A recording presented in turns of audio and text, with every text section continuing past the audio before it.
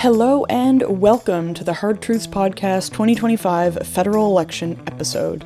My name is Emma Buchanan. I'm a filmmaker, a nonprofit video creator, and a former staffer at various Canadian youth and climate justice organizations. Today I'm sitting down with a familiar voice for listeners of Hard Truths, Gen Squeeze's founder, Paul Kershaw. We've teamed up to explore whether Canadians can count on the parties asking for your votes to build a Canada that works for all generations, as we work together to shore up our economy, bring down living costs, and leave a healthy legacy for our kids. Gen Squeeze's brand new Dupe-o-Meter exposes whether party promises are the real deal Canadians can trust, or if they're just slogans better suited to good sound bites than good policy. Today we dig in on 4 key issues in Election 45: housing, pollution pricing, tax cuts, and balancing the budget. And trust me, the last 2 are much more interesting than you think. With parties setting new lows for democratic transparency this election, failing to release costed platforms until the last few days of the campaign, I begin by asking Paul about the risks of Trump-style politics for Canada. Let's dive in. What we're trying to do with our campaign about platforms, not press releases, is to say that we need to desperately resist the Trumpification of Canadian democracy. If you think about the leader to the south, it's not uncommon for him to make really interesting promises with little detail about how he's going to achieve that. I'm going to build a wall and get some other country to pay for it. I'm going to solve the Ukrainian-Russian war before I even actually, come to office. I am going to make United States have this golden age. And what happens in those moments is politicians then seduce us with promises that sound wonderful, but don't actually give us the substance about what they're going to do to achieve that promise. And so it turns their politicking into slogans more than substance. It turns it into, instead of giving us costed platforms with details about how they're actually going to achieve the goal so we can judge, are they realistic? They turn them into press releases. And that is really dangerous for democracy. And so one of our key messages to Canada right now is, as we want to defend our economy, defend our sovereignty, that depends on our democracy working well. And so we had been hoping to see the federal election not do what we saw in British Columbia or Ontario recently. In those most recent provincial elections, you had the parties put out pretty poorly costed platforms, very late, if at all, in the campaign, and it doesn't give experts, it doesn't give media a chance to let voters know: is this the real deal, or are you at risk of being duped by someone who's offering you some grand thing that is not really achievable? If I could have one wish about our democracy going forward and wave a wand to change it, I would say the next time there are provincial and federal elections, the condition for a party to run candidates is that they start with a adequately costed out platform that gives us the real sense of what trade-offs are you proposing? Yeah, it's really easy to dupe voters. And I think, something really leading into that in your platform points when I was reading through your website is that you've used this Dupe-o-Meter kind of as a device to detect kind of lies and magical thinking and party promises and platforms and their sweeping statements that I think, may really easily confuse and mislead Canadian voters. And I think it's a great approach because, kind of along the lines of what you were saying, as much as a lot of people might fault individual voters for being uninformed, the reality is, I think with the pace and demands of life that most people face right now, we don't have time to engage beyond headlines and platforms and maybe watching the debate. So it's easy to get confused and believe those, sweeping statements, right? Absolutely. And, there's a risk here because one of the parts of the theory of change that governs Gen Squeeze's work is that we actually are trying to renew people's faith in democracy. When we talk to millennials and Gen Z, it's like, your hard work isn't paying off like it used to. But we can't really solve that just at the individual level, hoping that each individual put their nose to the grindstone, work harder, and somehow that will fix this systemic problem. We fix it by changing the system. That requires politics. And so we need people to want to opt into politics, have faith in it. And so when we're playing here with a little bit of playfulness about, hey, we've given you our Dupe-o-Meter, so that we can help you resist being duped, help you see when there's something substance to a promise and when it's, really needs more evidence and more questioning. But we hope to do that in a way that actually doesn't cast aspersions generally on the world of politics. We're actually demanding our politicians live up to a stronger vision of what democracy requires, but to some degree that's also going to require citizens to be more demanding, because in many regards, I think right now, citizens are at risk of saying, hey, offer me a tax cut, politician, to get my vote and promise me more spending. And that's not really an example of something that's doable most of the time in the world of politics without leaving large unpaid bills for younger and future generations. So one of the terms that you've kind of used in the world of the Dupe-o-Meter is that you believe that a lot of parties are offering concept of a free lunch. Yeah. So I'm wondering if you can kind of talk about what, I think a lot of people know that phrase, but in terms of the election and generational fairness, what do you think this phrase means to you, and why is it something you focused on in your election analysis? Yeah, well, as mentioned, the reality of politics is that there are a lot of trade-offs involved. And sometimes trade-offs are, not the most popular thing to talk about. And, we're meeting on the Hard Truths podcast, which is in large part trying to illuminate some of the trade-offs that are already being made and ask, is that what we really want to do? Because we find they often kind of squeeze or screw our kids and grandchildren. What we're seeing in this federal election is the Conservatives, the Liberals, and the NDP are all promising billions and billions of dollars in tax cuts per year, while simultaneously proposing that they're going to spend more money on some things.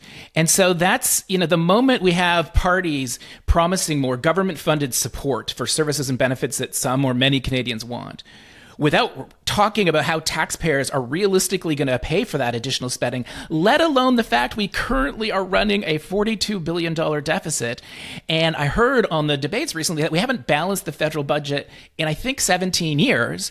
Like, we are just constantly offering people this free lunch. We'll give you more without having to pay for it, but someone does pay.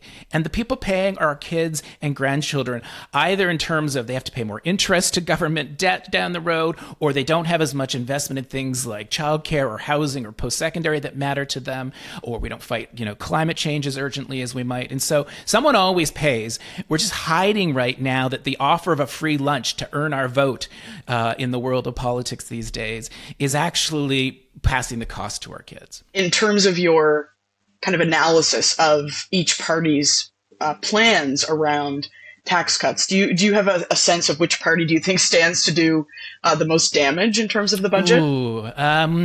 Well, let me describe the tax, some of the tax. There's a lot of tax cuts on offers, but there's sort of, each party has a particularly big one. So some people might have heard Mr. Poilievre, the Conservative leader, claim that he's offering everybody a 15% tax cut. Now, let's fact check that. He is reducing the first rate of income taxation from 15% down to the mid 12%. And so the rate is dropping by 15%, but very few people should think that they're actually going to get a 15% reduction in the income taxes that they pay. But that change is really expensive. It's about $14 billion of lost revenue in a single year, on top of the fact we already have a $42 billion deficit. And there have been days when Mr. Poilievre would have railed against the deficits the Trudeau government was running, and he would want to fix them. This tax cut does make it harder, and it's just one of several that he is proposing. Mr. Carney of the Liberals, he's also wanting to reduce the rate of tax on the first income rate from 15 down to 14%. That's a commensurately smaller tax cut than the Conservatives are proposing. It will cost us about $6 billion a year. The NDP is coming up in the middle. They're having a slightly different approach to offering a tax cut. They said they wanted to focus it on the middle income and the working poor, but you need to know that even under the NDP plan, you're going to get the full tax cut they offer if you have an individual income in the $170,000 range, which, by the way, puts you in the top 5% of earners in Canada, hardly the middle and working class. So I think that in all cases, this we need to take as a sign right now as citizens. These three main parties think that to earn our vote, one thing they have to do is offer large tax cuts, regardless of the fact that currently we're running deficits. And we need to ask ourselves, this isn't an ideological thing this seems to be a political culture in Canada now. And it is one that risks leaving large deficits for our kids and grandchildren, even larger than we already are doing. And this is leaving large deficits that are crowding out spending on millennials and Gen Z. So not just young kids today, but young adults today, and those raising young kids today are being squeezed. And so I would want us to recognize that we need to question ourselves.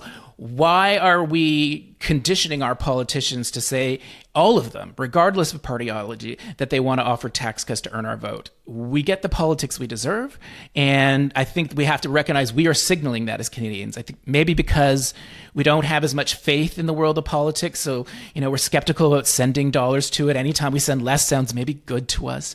But I guess the other thing that someone might respond is say, but Paul, if we reduce taxes, that's going to drive up the efficiency of our economy. That's going to result in more economic growth, and actually with lower taxes, we can have more revenue.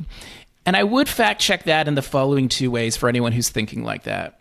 First, you need to know that amongst OECD countries, or the industrialized Western countries in the world, Canada's in the mid-range for our levels of taxation. We might think we're a really high tax country, but we're in the middle of the pack. Go check out the data at OECD.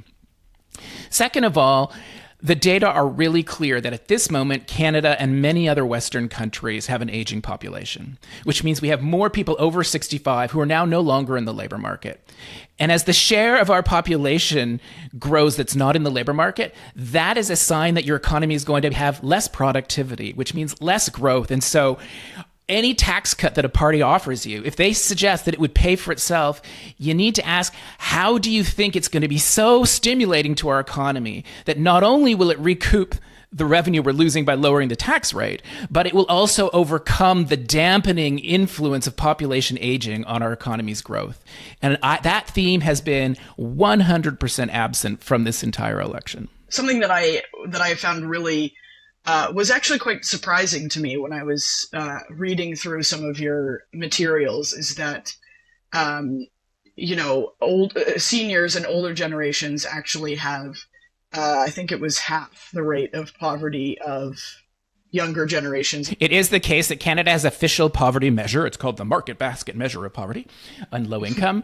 Those over 65 had the lowest rate of poverty according to that measure, about 6%. And you're right, that's in the order of about, not quite, is a little more than half of those who are children. And actually, working age people tend to have the highest rates of poverty at this stage. Despite this information, we see a lot of policies that seem to address poverty for seniors, right? Yet it doesn't seem that is following the data. Yeah. So back in the 1970s, when we were building things like our medical care system and our old age security system in the Canada, we'd started them and then we were really growing them, like the Canada Pension Plan. Back then, my grandmother was becoming a senior then. It was the case that seniors, especially senior women, were especially likely to be poor in this country. And also, if you had a career, especially a career of caregiving, which wasn't going to be coming with a pension, you could be really stuck with limited income in your later years. But we did build our OAS system and our Canada Pension Plan and our medical care system, and that's done a lot in combination with a fortuitous timing in the labor market, the way the economy is growing, that baby boomers today now as retirees have the lowest rates of poverty, as already discussed, the highest rates of wealth, quite a high proportion of securely housed people as well, a high rate of home ownership, much more so than young people. And we know that if you've been in the housing market for decades now, which retirees typically have, then you've gained a lot of wealth in your home as home prices have surged. And so the problem that we're facing in Canada today is that we built programs around retirement security and healthy retirements at a moment when retirees were disproportionately likely to be both biologically vulnerable, frail as we get older, but also economically vulnerable. If you flash forward to today, that biological frailty persists, but economic vulnerability has shifted disproportionately from older to younger. Now, as mentioned, 6% of retirees, or 500,000 retirees, are poor, and we need to do more to lift them out of poverty. And we actually are critical of the fact that parties in this election aren't doing that, and I'd be delighted if we could dig into that further. But the case is right now that the federal budget spends almost $1 in every $5 on old age security. It is by far the biggest program. It is a subsidy that is paid as about $9,000 per person or $18,000 for a couple. And you can still get that subsidy if you have $180,000 of income a year. Let me say that again. You can get an $18,000 subsidy as a retired couple if you have $180,000 of income. By contrast, if you're a family raising young kids, the Canada Child Benefit will start being clawed back from you if and when your household income surpasses $79,000. So that's just a massive difference in the way in which we deliver income support to older and younger people. And I think we really need to update the old age security system so that we are spending $86 billion. That's what old age security costs us this year. Let's spend that $86 billion more wisely.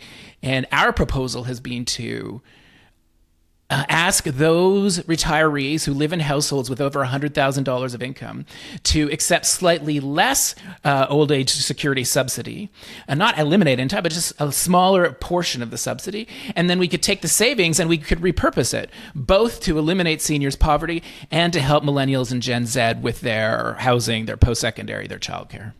Yeah, that was certainly a shocking piece of information to read, that households with $180,000 worth of income can get still topped up. And I'm like, I will be lucky as someone who's 32 to ever see a household income that high with the way wages and expenses are going, you know? Well, I think one of the things I hope that, we can do in this podcast, and, other 32-year-olds like you can come to recognize that Gen Squeeze focuses a lot on old age security right now. And some people are like, that's not relevant to me as a millennial or a Gen Z because I'm nowhere near thinking about what retirement's going to look like. Like, I'm struggling to cover my costs of living today.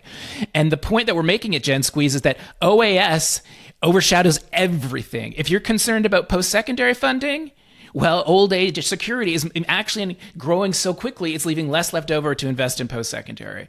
So that means more tuition, more student debt, less student housing.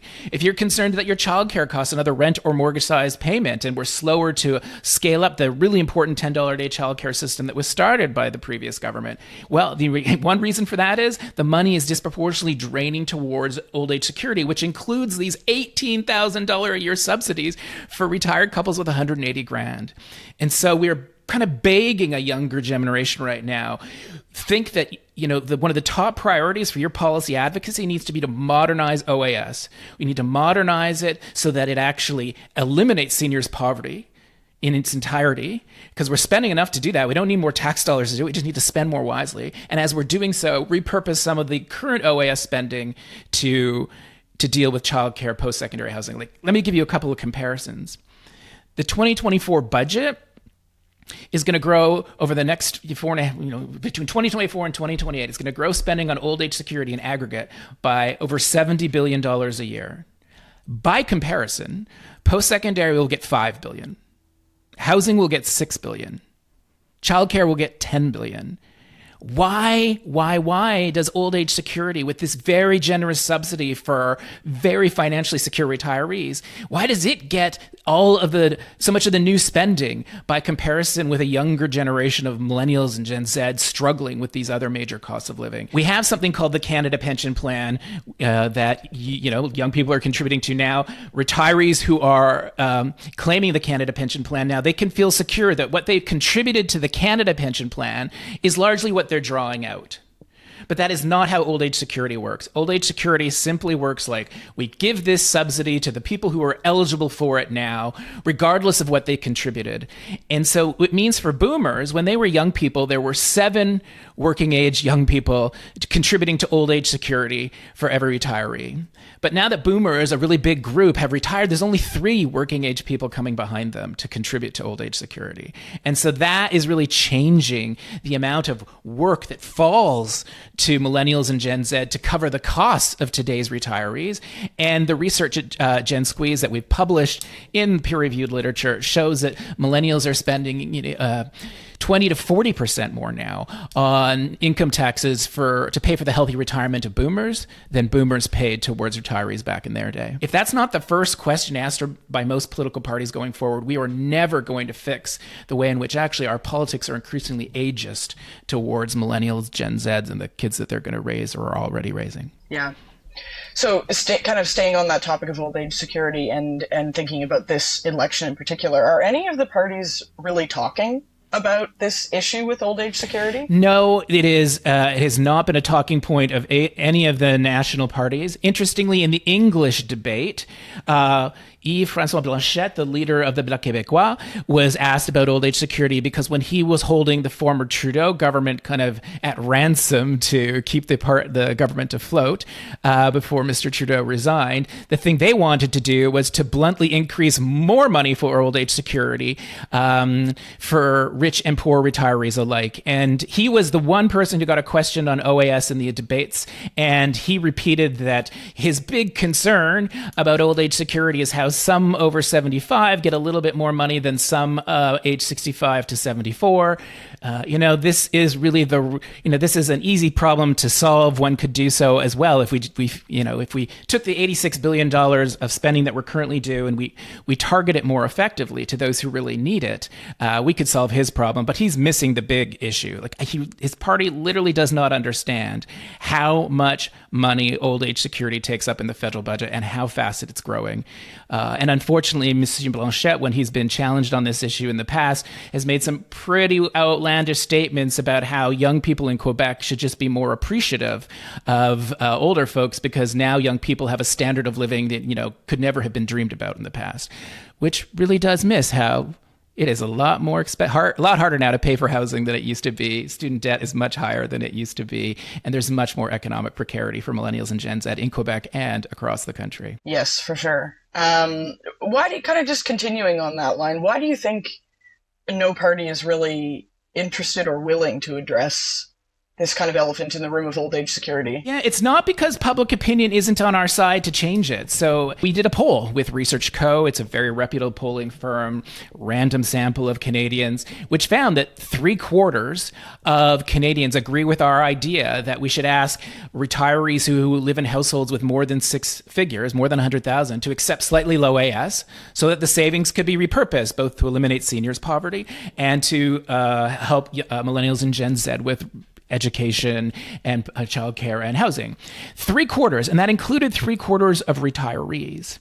But I can tell you, when talking with the Minister of Seniors recently and talking with other politicians, sometimes they don't believe the polls. They're like, I worry that we are going to alienate older voters at the door and we'll get, what did they call, not a stroller brigade, but a brigade of seniors who might show up at their offices angry.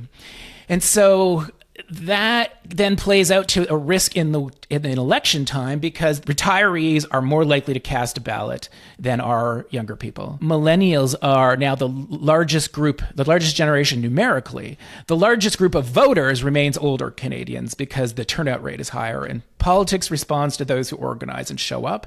And politicians are nervous that talking about changing OAS could be said, you're being mean to poor seniors, as opposed to how we are talking about it right now. We need to ask financially secure retirees to kind of stand up for Canada at this moment and stand on guard for other programs that we need and say, I can accept a lower subsidy so that we can have more revenue available to fend off Trump, to protect our sovereignty, help younger generations, help poor seniors. And that's the kind of conversation, if we had costed platforms, we could do more effectively. We could talk about the trade-offs. But in the absence of the costed platforms, we get slogans rather than substance, and we don't talk about some of the actual easy wins available to us. We don't need new tax dollars to achieve big things. Like, wouldn't it be great to eliminate seniors' poverty? We could do that without more tax dollars, and we've summarized the way to do it in this very podcast, and not a single party is talking about it. They're just tinkering around the edges. Like, the Conservatives will shelter another 10 grand of some working seniors' income. That'll save them about $1,200. We're talking about adding $5,000 for every poor senior, every one of the 500,000 poor seniors, an extra $5,000. The Liberals will talk about adding $600, and the NDP will talk about, hey, we want to eliminate seniors' poverty, and then they just wave their hands at it without giving us any details about what they would do. A group like Gen Squeeze is offering a really concrete suggestion that could make a big difference in poor seniors' lives. And it's frustrating that we haven't yet made it socially safe enough for parties to think that they can talk about it. But we're going to carry on after the election, and by the next one, I'm sure we'll have made it policy. Here's hoping, right? Yeah. There's a similar trend that we're seeing in terms of housing, right? You know, a lot of older folks who are able to buy at home, like my parents in the 90s, you know, their income was similar to what mine is now, but they were able to afford a house so much more easily and so much sooner.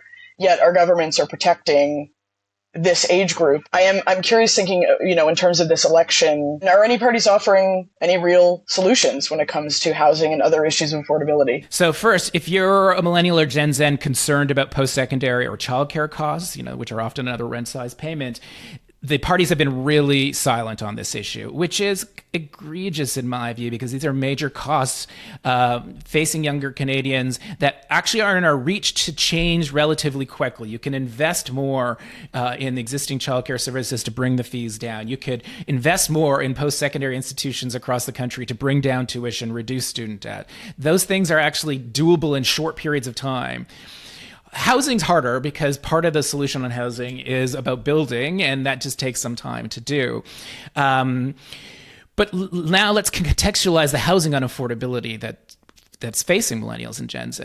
So in the mid-1970s, the typical young person who was a boomer at the time had to work 5 years of full-time work to save a 20% down payment on an average priced home.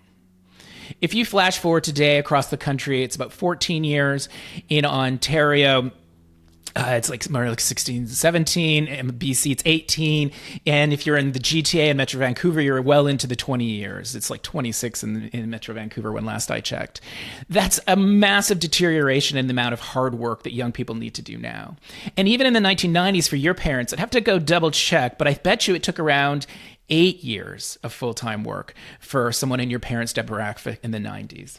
Now, this additional hard work that young people have to do, which is, you know, more years to save for a down payment, that means more years of paying rent. Rent has been skyrocketing, making it much harder to save than it used to be decades ago. And so this is just a vicious cycle. But those higher rents and those larger mortgages are being expected of millennials and Gen Z because politicians have no interest in saying, you know, we could organize policy to slowly but surely, you know, stall home prices or even push them down slightly. And with over time, with the inflation of people's wages, we could like reconnect the earnings that our economy pays to people with full-time work with the prospects of paying for a home as an owner, or these days, even as a renter. But that isn't the bargain that politicians of all party stripes are striking both federally and provincially. Politicians are typically saying they want to protect the equity that existing homeowners have gained. That's me. I'm a 50-year-old. I'm 18 years older than you. I've been in the housing market almost as long as the difference in our age. I've been in the housing market for 20 years. And over that time, my home has given me an extra $1.5 million of wealth. I live in Metro Vancouver. Wealth that I'd add is sheltered from taxation. And yet I'm not expected to contribute more in that light of that wealth. And, you know, you as a 32-year-old are expected to pay higher rent, you know, have to work harder to ever dream of saving for a home, maybe, you know, crush your dreams of home ownership, in part because the political priority is to protect what I've gained. And I think we need to acknowledge at this stage that we are asking millennials and Gen Z to absorb a lower standard of living, sacrificing by paying higher rents, higher mortgages to protect what I've gained and what other people in my circumstances and older than me have gained. And no party is acknowledging that protection. And since they're not acknowledging the protection, no one's talking about how we ought to be compensating it. And so that, I think, is the major shortcoming of the federal election right now as it relates to housing. And if you'll just permit me, let me just sort of like, what have we heard around housing? There's actually quite a lot of convergence between the Conservatives, the Liberals, and the NDP on this. There's not a lot of daylight between them on this issue. So first, all of them, effectively, they want to double the amount of new housing that we build a year. Because the idea is if we have more supply, some of that will, you know, come in at levels that are more affordable. And just to do a bit of fact checking, we've wanted to increase supply in Canada for some time. And so we built on average around 200,000 units of new housing between 2015 and 2020. And then around 2020, we said, let's start building more housing more urgently. And we increased to about 250,000. That's not a small increase. That's about 25%. And so good on us. But now you hear politicians say, we're going to build 500,000 units a year. And, conservatives, liberals, and NDP are all talking in that kind of range. And there's very little evidence that we can actually do that. And a bold ambition is great, but millennials and Gen Z need more than a bold, ambitious plan. They need a realistic plan. And so we need more evidence about why Mr. Carney and Mr. Poilievre and Mr. Singh think that's really doable before I will say it's anywhere near the real deal category of our Dupe-o-Meter. You also might have heard that Mr. Carney and Mr. Poilievre want to take the GST off new houses. Fact-checking that. What they mean is they're going to take GST off newly constructed houses. And in any given year, only about 20% of the homes that are purchased by people are newly constructed homes. The other 80% are the resale of existing homes. So, not even 1 in 4 are going to, or 1 in 5 people, I should say, not even 20% of people are going to be eligible for the GST rebate. But it sounds so great that you're going to save tens of thousands of dollars. But we need to fact check that. Most people aren't going to get it. That kind of GST credit, and rebate might inspire some developers to say, hey, it's more affordable for me to build new supply, so it might contribute to our getting closer to maybe we'll get 300,000 units.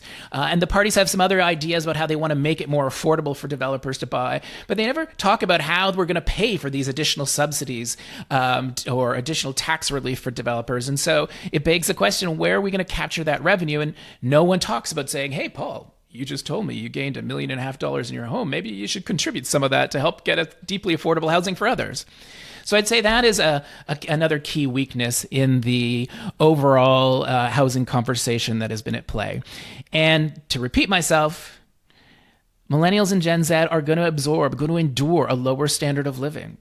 Having to pay more for rent, for places that often don't have enough bedrooms, not necessarily close to where they work, making it harder to save for a home of their own that they could own anywhere near where they work or study.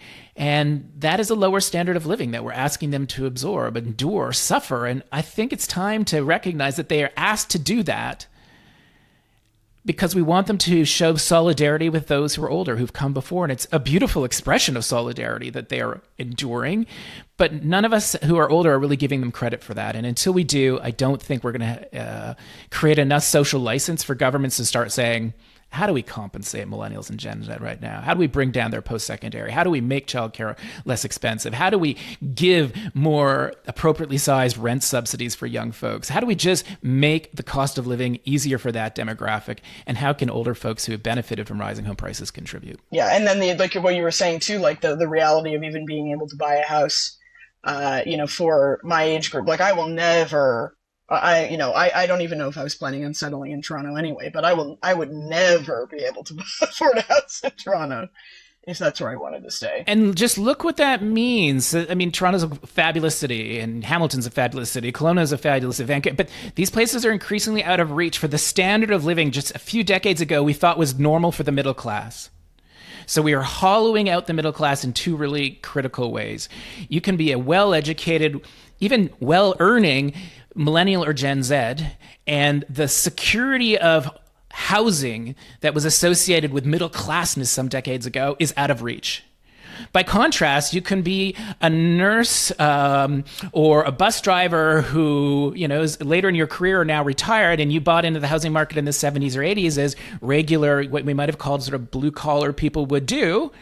But now your home has actually gone up in Hamilton by over $1 million. And with that amount of wealth, you're getting close to the global 1 or 2%.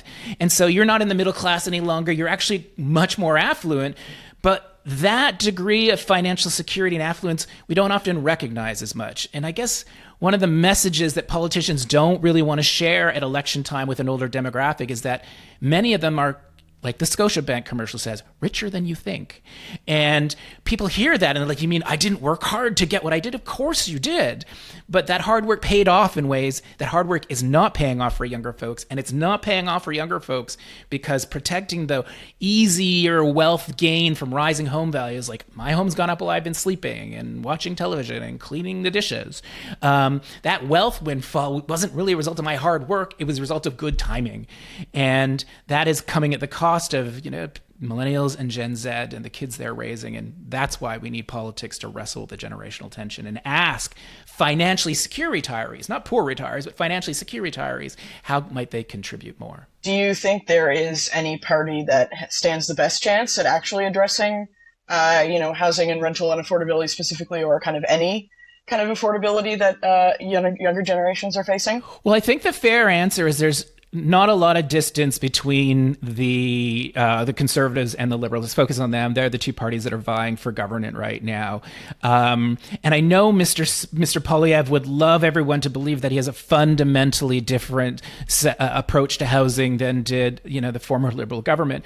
But I don't think the evidence really supports that. I mean, Mr. Poilievre has long said that he wants to get municipal gatekeepers out of the way and get more housing built. And in many respects, liberals have similar plans that they've already implemented on that front, and that they're continuing to plan to scale up. And so, truth be told, you're not really going to be voting for the Poilievre or Carney because there's a lot of difference between them on housing.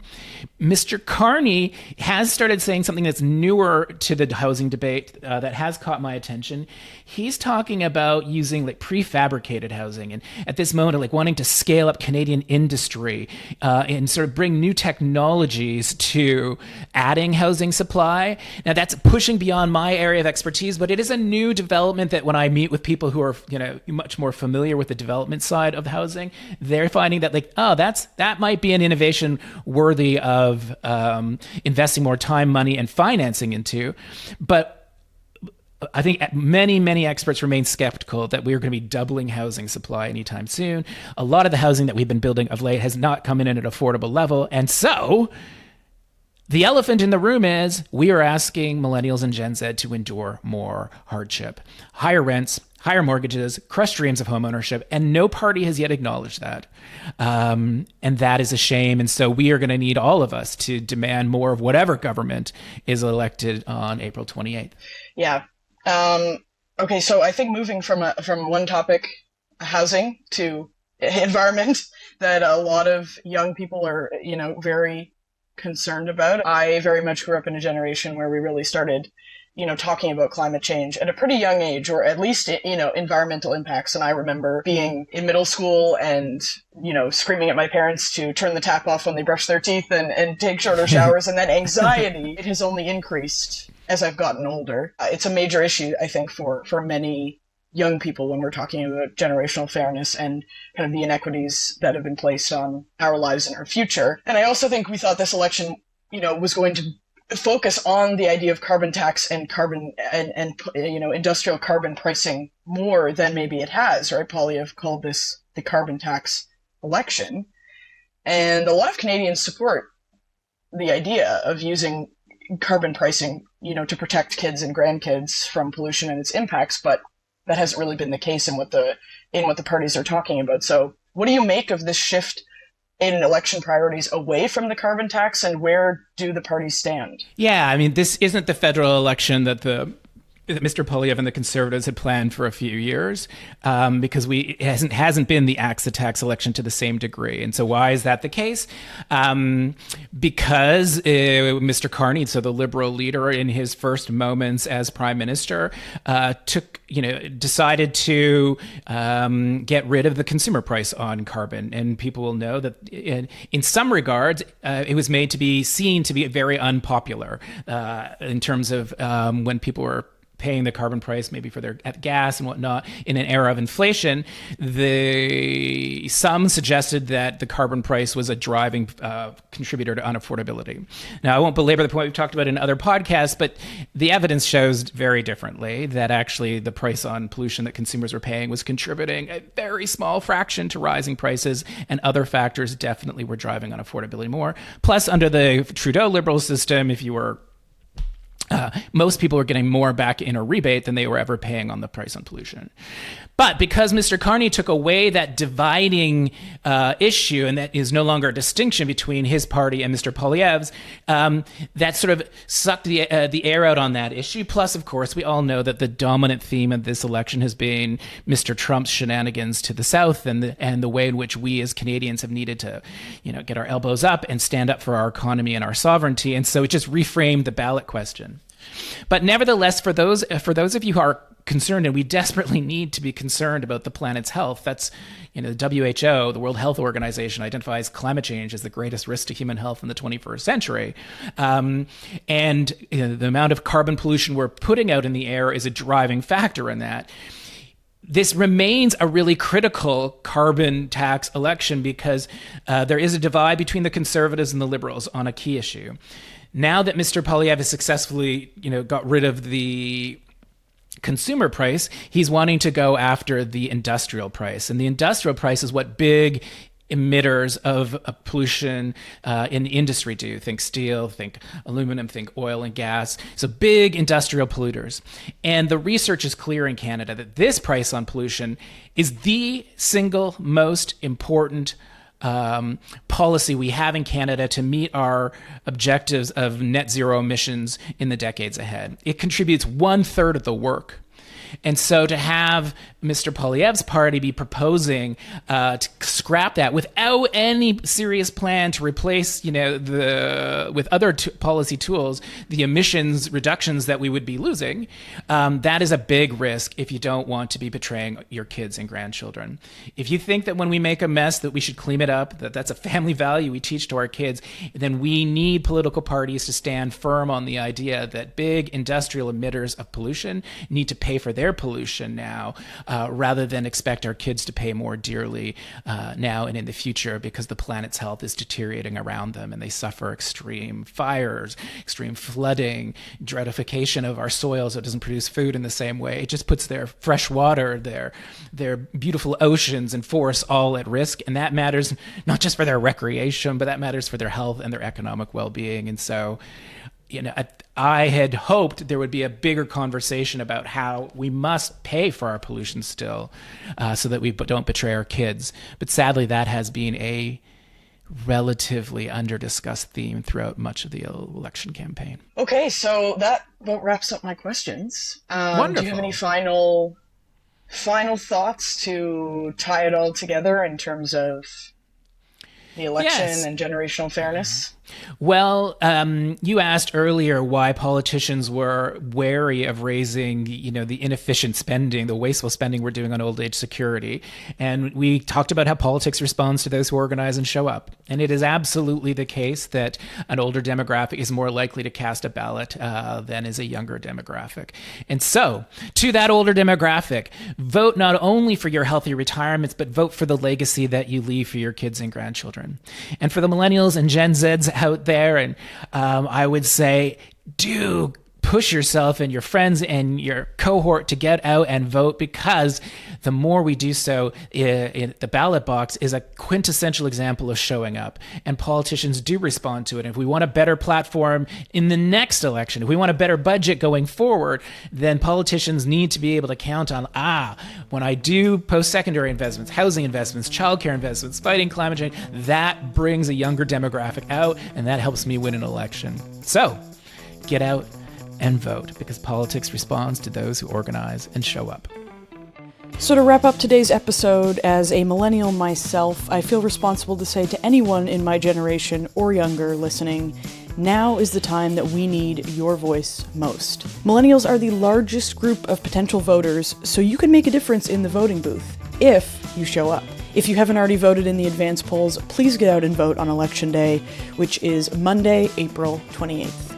And if you'd like to dive even further into Gen Squeeze's 2025 Platforms Not Press Releases election coverage, visit elections.gensqueeze.ca. Or follow Gen Squeeze on social media so you can like and share posts about what's at stake this election, today and for generations to come.